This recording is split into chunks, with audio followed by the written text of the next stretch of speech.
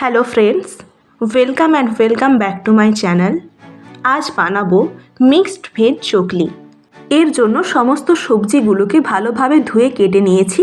তো কি কি সবজি নিয়েছি দেখে নেওয়া যাক। নিয়েছি বেগুন, আলু, শিম, বাঁধাকপি আর লাউ। এগুলোকে এবার একটা প্রেসার কুকারে দিয়ে সেদ্ধ করে নেব। কুকার নিয়ে তাতে একে একে সমস্ত সবজিগুলোকে দিয়ে দেব। প্রথমে দিচ্ছি কেটে রাখা লাউ, এরপর দিচ্ছি কেটে রাখা বাঁধাকপি, দিয়ে দিচ্ছি বেগুন, শিম আর কেটে রাখা আলুগুলোও দিয়ে দিলাম।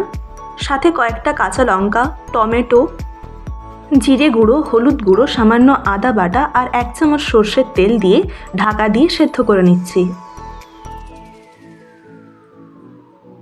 সবজিগুলোকে সেদ্ধ করে ভালোভাবে মিশিয়ে নিয়েছি।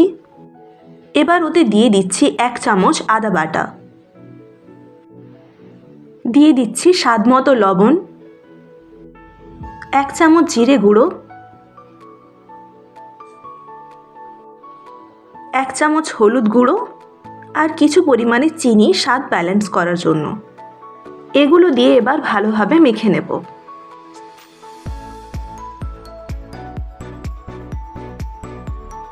এভাবে মিশিয়ে নিয়েছি। এরপর এর মধ্যে ধীরে ধীরে চালের গুঁড়ো মেশাতে থাকবো।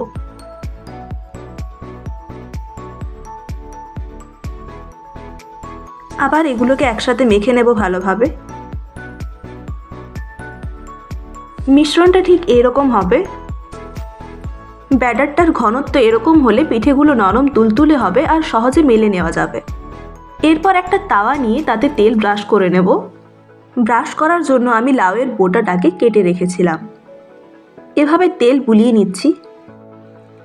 এরপর তাওয়ার মধ্যে 2 চামচ মিশ্রণ নিয়ে নিচ্ছি।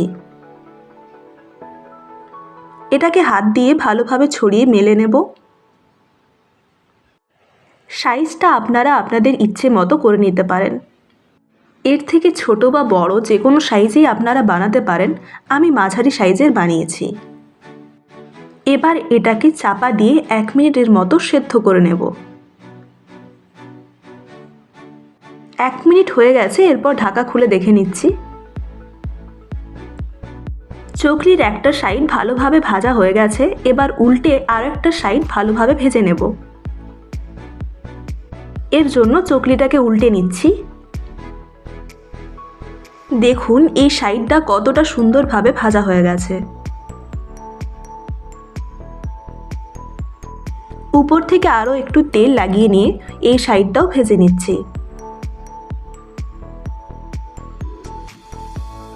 এভাবে কয়েকবার উল্টে পাল্টে ভালোভাবে ভেজে নেব।